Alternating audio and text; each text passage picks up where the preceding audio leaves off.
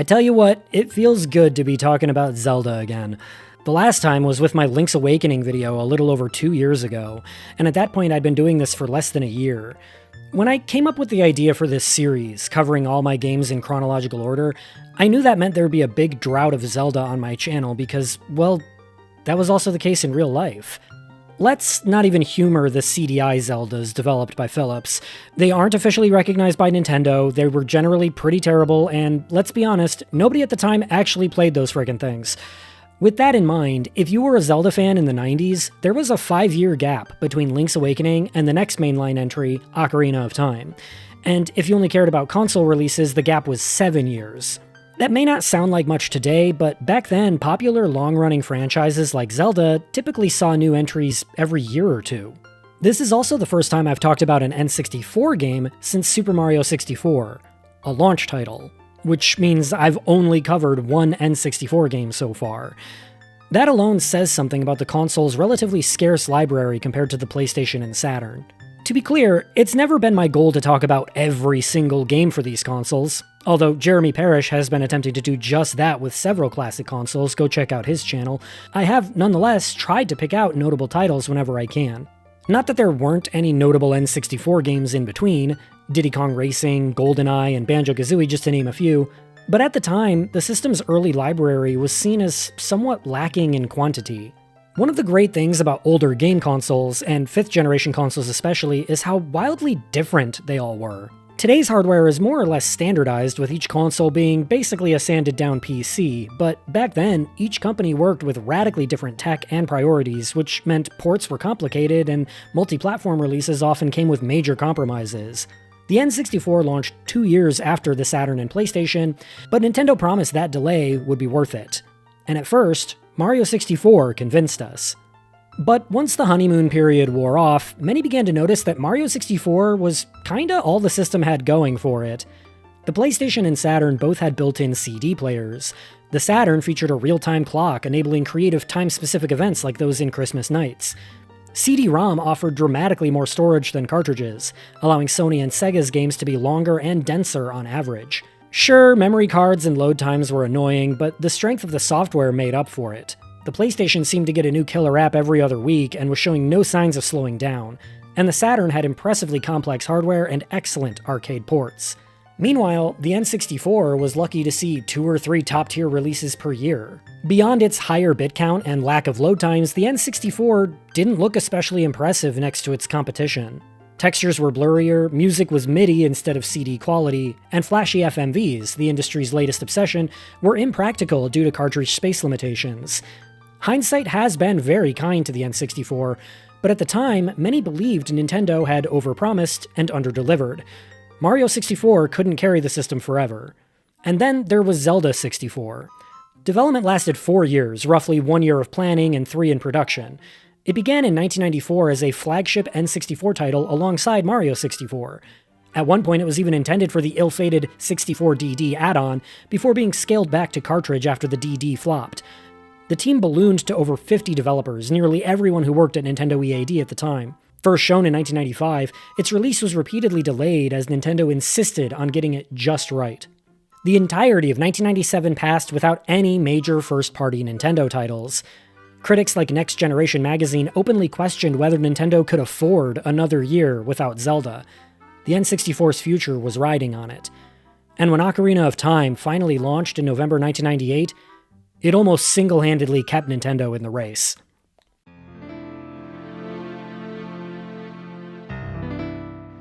Of all the games released in the N64's first 2.5 years, Ocarina of Time was perhaps the grandest and most ambitious, and much of the reason why it works so well is the way every aspect of the game demonstrates an elegant sense of synergy. In creating Ocarina of Time, Nintendo faced the same challenge they had with Mario 64. How do you bring a refined 2D formula into 3 dimensions at a time when most developers were still struggling to make 3D feel coherent at all? Part of their answer was Z-targeting. Ocarina didn't invent lock-on targeting to be sure, but it was the game that standardized it. With a tap of the Z trigger, the camera snaps into place, and Link now moves relative to his opponent rather than the camera. Enemies are designed around exposed weak points inspired by Japanese samurai duels.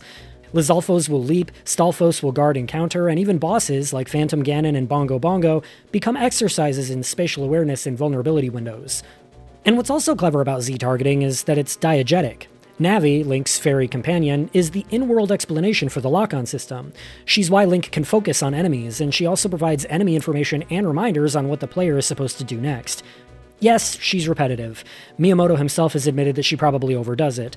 But we need to remember, in 1998, players were not fluent in 3D. The idea that you would circle strafe an enemy instead of just mashing the attack button was relatively new, and the idea that combat required positioning instead of button mashing wasn't second nature. This wasn't a generation raised on Dark Souls, this was a generation that was still transitioning from D-pads. So yes, Navi stopping the game to remind us that the A button opens doors was necessary because that information was not common sense yet. And the context-sensitive A button might actually be the game's most quietly revolutionary idea. Open doors, dive underwater, talk to NPCs, mount a horse, all mapped to one button that changes based on context. Modern players take this for granted, but in 1998, this was elegant minimalism.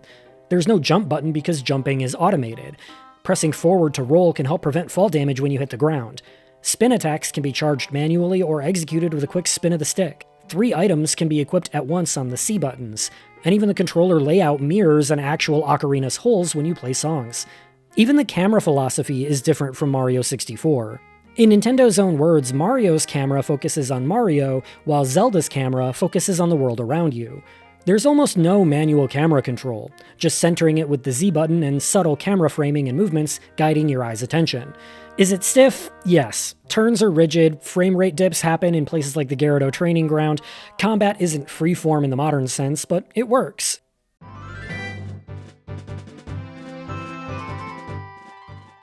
Originally, the game was planned as a 3D remake of Zelda 2.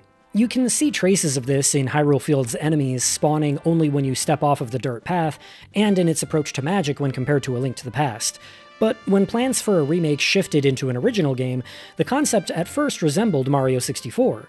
Link would remain inside Ganon's castle and travel through portals to different areas, an idea that eventually took shape in the game's final dungeon. By release, the game had grown far beyond those origins. Though built on Mario 64's engine at first, by the end it had evolved so dramatically that the team considers it completely separate. Structurally, Ocarina is fascinating because it feels open, but it really isn't. Hyrule Field is the most obvious example. Compared to A Link to the Past or Link's Awakening, the overworld is almost shockingly empty. All the previous Zeldas made sure that even just traveling from location to location was interesting. There was always something to do or some obstacle to overcome on your way to the next objective. Here, though, there are a few P-hats, some big Poes, the occasional grotto, but largely it's just a vast stretch of land you run across in a straight line. And yes, that emptiness can make Hyrule Field feel like little more than a gigantic time waster, but one could also argue that emptiness is establishing scale. The realistic day-night cycle, with your shadow stretching across the grass to reflect the position of the sun. Your first approach to Hyrule Castle seems deliberately timed so that you're not likely to make it through the gates before nightfall. Which can be annoying, sure, but it also makes damn sure the player learns how time flows in the game, as well as demonstrates the dangers that only show up once the sun sets. Castletown is bustling with NPCs and lively music in daylight, but eerily silent after dark. The towns feel alive, while the field feels vast and freeing. And then you pull out the Master Sword. The story's 7-year time skip, itself seemingly a wink and nod reference to the 7-year gap since A Link to the Past, is the structural masterstroke of Ocarina of Time. As a child, dungeons were simpler. The Kokiri Forest felt like Neverland, a place of eternal childhood. By adulthood, though, it's now occupied by monsters as the childlike Kokiri hide in their homes. And the rest of Hyrule has also fallen to Ganondorf's might. Zora's domain is frozen, preventing water from flowing into Lake Hylia, drying it up. Castletown is destroyed with horrifying re-deads wandering the once jovial marketplace square. It's all the same spaces you're used to, now corrupted. The Forest Temple, Bottom of the Well, and Shadow Temple introduce horror imagery that the series hadn't really embraced before. And even as you're required to travel back and forth in time to complete your objectives, the knowledge of how awful the future is will always be in the back of your mind. As adult Link, temples now require you to find small keys and boss keys, where Child Link's dungeons didn't. Combat becomes more tactical, and Link's arsenal more complex, with different elemental tunics and the iron and hover boots. The Water Temple may be infamous, but its layered vertical design is conceptually brilliant. And none of it ever feels unintuitive or unfair. The Lost Woods uses directional music to guide you along the correct path.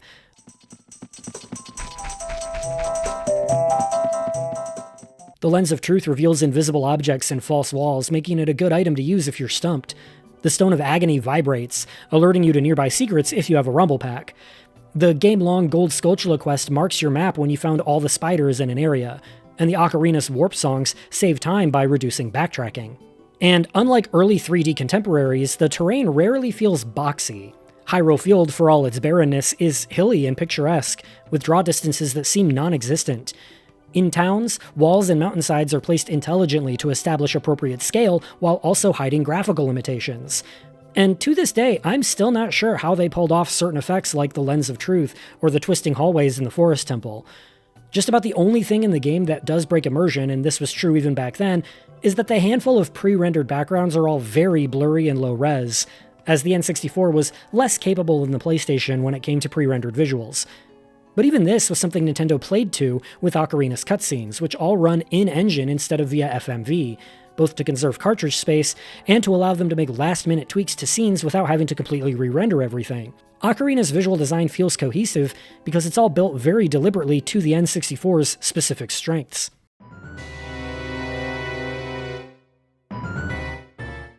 Narratively, Ocarina of Time isn't particularly complicated. A lonely boy is told he's destined for great things, and at the behest of Princess Zelda, he tries to prevent the villainous Ganondorf from seizing power.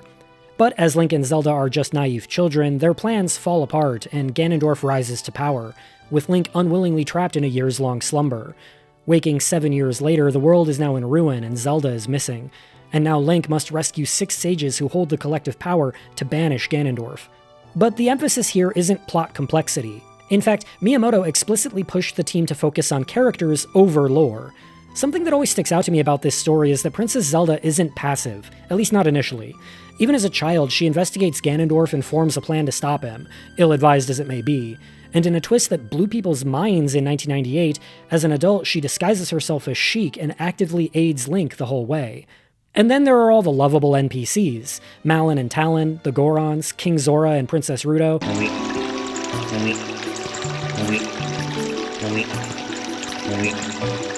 and a rabbit-obsessed running man who you can never quite seem to beat in a race. NPCs will respond differently to child and adult Link, and even comment on the various masks you can wear. And while the game doesn't feature full voice acting, it does include voiced exclamations and such, to punctuate the player's actions or accentuate certain story moments. The game can be heavy on instruction at times, and that damn owl is notorious, but Ocarina is also heavy on atmosphere. The focus on characters didn't mean the lore necessarily suffered per se. Ocarina of Time was from very early on marketed as a sort of episode 1 of the Zelda mythos, the earliest story of the Zelda timeline as it existed up to that point. The story expands on plot points established in A Link to the Past, such as the 3 goddesses of Hyrule and the origins of the Triforce and the 6 sages. Death Mountain makes an appearance as the home of the friendly Gorons, which may bring up unfortunate questions regarding their absence from the area in Zelda 1. Dark Link from Zelda 2 returns as the mini-boss of the Water Temple, in an eerie and unforgettable moment that's barely acknowledged and never touched upon afterwards, leaving the player to wonder how real it even was. Cryptic, disembodied voices in the Shadow Temple also hint at a dark history for Hyrule, implications left just vague enough to let the player's imagination fill in some very dark blanks. It's not a dense script, but it's a mythic one that keeps the player invested through simple implication and theorizing rather than complex lore drops, and that restraint is why it's aged well. More importantly though, the gameplay still takes priority, and the ratio of gameplay to cutscenes is near perfect throughout.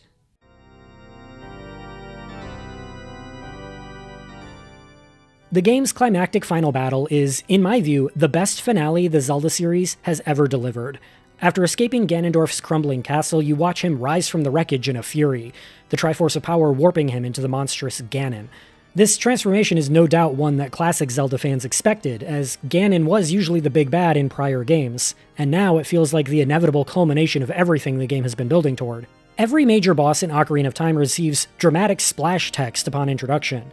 Parasitic armored arachnid Goma, subterranean lava dragon Volvagia, even Ganondorf himself as the Great King of Evil. But here, we don't need one. This is just Ganon. You already know who this is. You know why he's a big deal. The atmosphere of the encounter does much of the heavy lifting. The music is tense and urgent, but it's the visual design that truly sells it. Ganon is cast almost entirely in shadow, his hulking silhouette barely visible against the darkened sky, illuminated only in brief, violent flashes of lightning. It's a masterclass in how lighting and environmental staging can elevate a boss fight beyond just mechanics. And I was heartbroken when I reached this moment in the 3DS version and saw Ganon rendered in near constant brightness. Seriously, he's practically glow in the dark here. Seeing these two versions side by side like this is actually a perfect demonstration as to why shadow and contrast are so important. Ganon shrugs off nearly everything you throw at him, guarding his single vulnerable point with relentless aggression. You must stun him with light arrows, maneuver behind him, and strike his tail, yet even after wearing him down, the Master Sword is still required to deliver the final blow. No other Zelda finale has ever quite recaptured this combination of scale, atmosphere, and mechanical payoff, and believe me, a few have tried.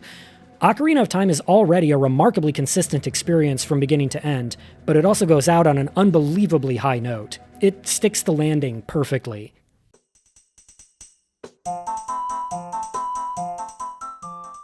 Then there's the music. At the time, there was a bit of hubbub over the fact that the N64 used MIDI music rather than the CD-based music of the PlayStation and Saturn. But Koji Kondo, veteran that he is, leaned into the limitation instead of fighting it. There is no grand overworld theme like in prior titles. Instead, Hyrule Field's music shifts dramatically based on time of day and player movement. It becomes more exciting when you're on the move, more serene when you're standing still and taking in the sights, and more tense when you're engaging with an enemy. This is an effect that really only could have been pulled off this seamlessly because the N64 was using MIDI music. While not impossible with CD-based music, it would have been far, far trickier. By contrast, dungeons use sparse ambient tones to emphasize isolation, while returning leitmotifs from prior games carry a warm nostalgia without feeling like pandering. And due to the fact that the ocarina is a playable game mechanic tied to the controller's buttons, every ocarina song consists of just 5 notes.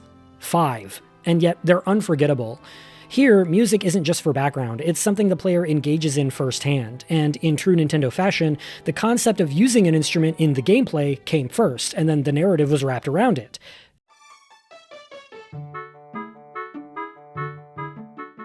By now, you may be asking if there's anything in Ocarina of Time I'd say is worthy of criticism. Well, for one, the gameplay is capped at 20 frames per second, which was considered low even for the time. And worse, it can't even maintain that 100% of the time. Frame rate dips aren't particularly common, but they still happen enough to be notable. And as I said earlier, even if the scale of it was breathtaking to many of us at first, Hyrule Field does seem pretty barren, with navigation through it often feeling uneventful and even pointless. Certain later areas of the game also feel less fleshed out, namely Gerudo Valley, which is never properly established in the narrative during the Child Link portion, which means the player has almost no investment or attachment to it when they explore it as an adult, other than its kick-ass music.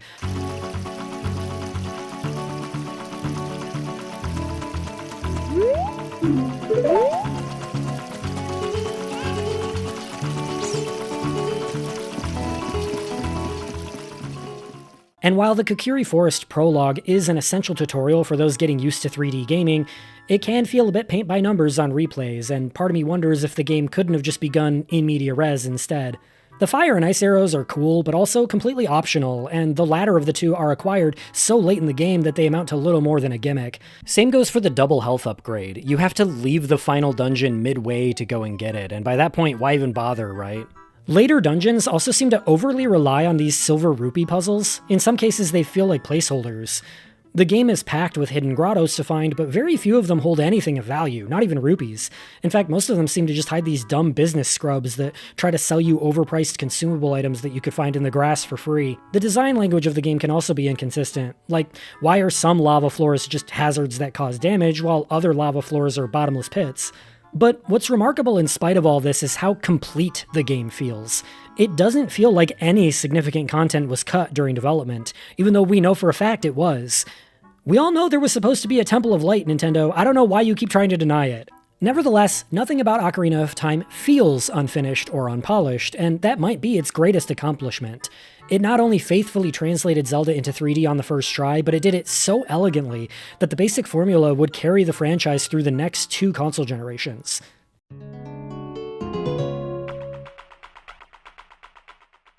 Ocarina of Time would launch to staggering sales and near universal critical acclaim, and nearly 3 decades later, it's still frequently cited as one of the greatest and most influential 3D games ever made. It set a record at the time with over 500,000 pre-orders placed. It sold more than 1 million copies in under a week, and surpassed 2.5 million by the end of the year, which, remember, was just over 1 month from release. For comparison, it took Super Mario 64 over 3 months to reach that milestone. For a late 90s console-exclusive game, those numbers were monumental. In the months that followed, the game swept awards ceremonies, collecting multiple Game of the Year honors and an astonishing 11 perfect scores from major outlets, including Next Generation, EGM, GameSpot, and IGN. GameSpot famously called it nothing short of flawless. It also became the first title ever to receive a perfect 40 out of 40 from Famitsu, a Japanese publication that had existed since 1986 and was known, especially at the time, for its rigorous scoring standards. Between 1986 and 2003, only 4 games ever received a 40 out of 40 from Famitsu, and Ocarina of Time was the first.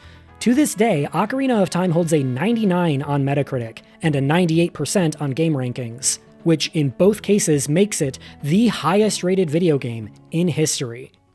And yet, when you move past the headline scores and actually read what critics were saying, the praise wasn't entirely without caveats. The visuals, while undeniably ambitious and a clear leap beyond Super Mario 64, weren't exactly considered the best the N64 had to offer. The game boasted impressive draw distances, expressive character models, and massive imposing bosses, but some reviewers felt that it fell short of Banjo-Kazooie, released earlier that same year, particularly in terms of texture quality and frame rate stability. Those blurry pre-rendered backgrounds and occasional muddiness didn't go unnoticed. The music, arguably the game's emotional backbone and a core gameplay mechanic, was largely celebrated, though not without minor disappointment in certain corners. Nintendo made a conscious decision not to lean heavily on classic franchise motifs, avoiding nostalgia bait beyond select exceptions like Zelda's Lullaby and the Kakariko Village theme. But one critic in particular felt that the lack of the iconic traditional Zelda overworld theme was a painful omission. Seriously, it's not even in the end credits. The compositions themselves were widely admired, but because of the Nintendo 64's hardware limitations, the soundtrack relied on MIDI instrumentation. Compared to the CD quality audio of contemporary PlayStation and Saturn titles, some critics found it technically underwhelming.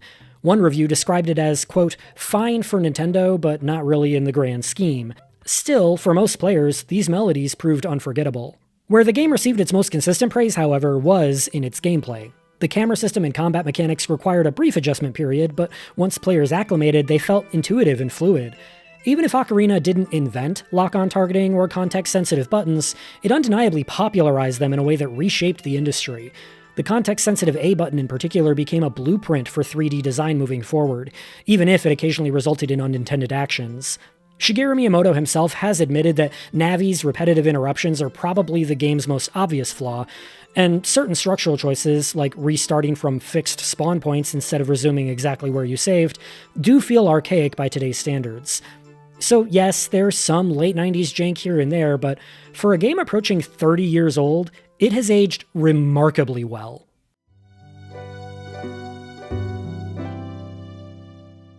More important than the initial reception, though, is the impact Ocarina of Time left on the medium itself.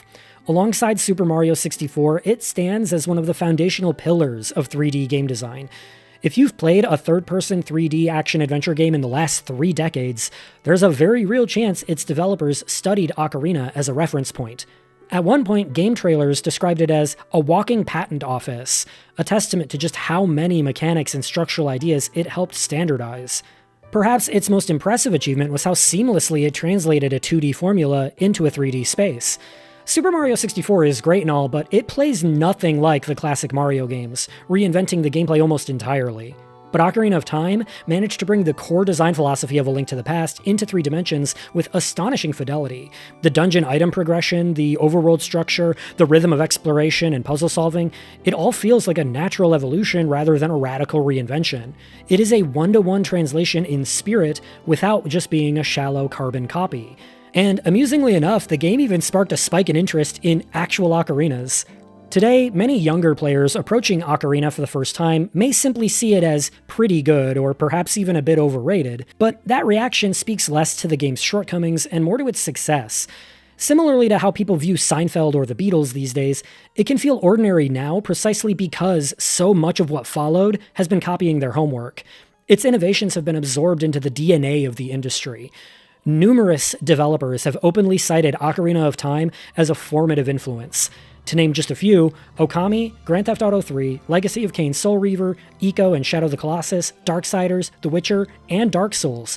I also don't think we should necessarily expect younger players to understand the hype behind Ocarina of Time. After all, many young people gaming today missed out on the transition from 2D to 3D gaming, an advance that was like nothing seen before, and safe to say, nothing like it will ever happen again.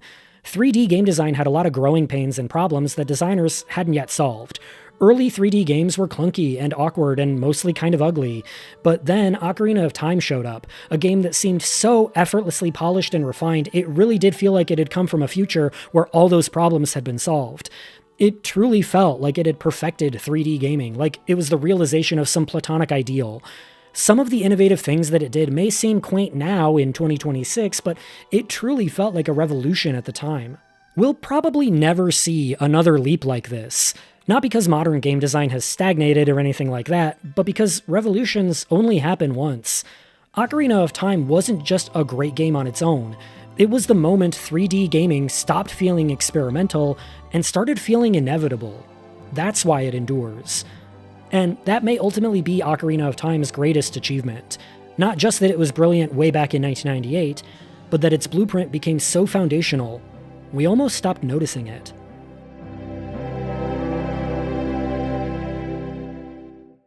Hey guys, thanks for watching the video. Hope you enjoyed it. Don't forget to like and subscribe. I'd really appreciate the support. Again, I don't usually do the whole call to action thing, but I just wanted to kind of update you guys on the state of the channel because we just passed 5,000 subscribers, which is, you know, a pretty big milestone for this channel. I was stuck at 4,000 for so long. I honestly thought we'd never make it. I thought that maybe my channel had sort of plateaued and that YouTube was like, that's enough when it comes to showing my videos to people. But anyway, I was blown away by the Grim Fandango video and how it did. I thought that video would at most do okay, but it is now a record holder on my channel, and it's not even close. It has close to 200,000 views so far, and that is like 10 times higher than my second best performing video. And it's funny because I misspoke in the recording and said spum instead of scum, and I didn't catch it while I was recording, but I caught it in editing, and I figured, you know, usually when I make a mistake like that, I'll go back and re-record, but I was like, this video is gonna get like 800 views, who gives a shit? And then it became it became the highest viewed video on my channel, and now that mistake's gonna be there forever. Anyway, the video I put out after Grim Fandango was the Half-Life video, and it didn't do nearly as well as the Grim Fandango video, but it still did better than my videos usually do. Before Grim Fandango, my videos averaged around 900 views, which isn't great by any metric. Usually my videos would get around 400 or 500, and I had like 5 videos that maybe got 20,000 and skewed the average. So the Half-Life video getting around 8,000 views is actually pretty decent for my channel, even if it didn't quite reach the Grim Fandango levels. But anyway, I'm blown away, and it's crazy. It's just crazy. I'm in disbelief that we made it to 5,000 so fast. And before I could even get the 5,000 sub celebration all put together, we had already reached 6,000, which is insane. So I just want to thank you all so much. As of this video going up, I am still demonetized. My entire channel is still demonetized. I reapplied on Monday.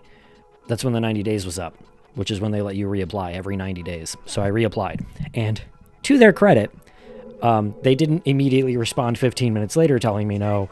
They waited 5 days to tell me no. Just to, you know, get my hopes up and waste my time. Yeah, and they still won't elaborate. It's like I'm not even making any demands. I'm just like, can you guys literally just tell me what I did wrong so I know what not to do in the future? And they're like, no. So, you know, buy, I guess. So if you want to support me, I do have my Patreon. It's in the description like it always is. Anything you can donate. My lowest tier is $2. Anything is fine. Thank you to everybody who joined up in the last month or so. I went from having like 3 patrons to having like 14. And honestly, that's a more consistent income than I was ever getting from YouTube ads anyway. So yeah, I really appreciate all you guys. Thank you so much for that. I mean, when it comes to the demonetization thing, it's not even about the money. That's not really why I'm upset. I mean, yeah, that sucks, but like, I still have my day job. So like, worst case scenario, I'll just stop making YouTube videos and I'll be right back where I was like 5 years ago, just working a regular job. And now I'll have way more free time. So it's not even that. It's just the fact that I'm being punished for something I did not do. And I'm being given no recourse, no avenue to even plead my case. YouTube won't hear me out on this at all because that's by design. They don't want anybody to actually be able to dispute any of this shit, which is why people have to go make a fuss on social media to actually get anything done. But anyway, I've been rambling too long, so I'm going to cut this short. But thank you guys so much. Like and subscribe, Patreon in the description. I'll have more videos coming, and you guys just keep doing what you're doing, whatever that is. Yeah, we'll see you.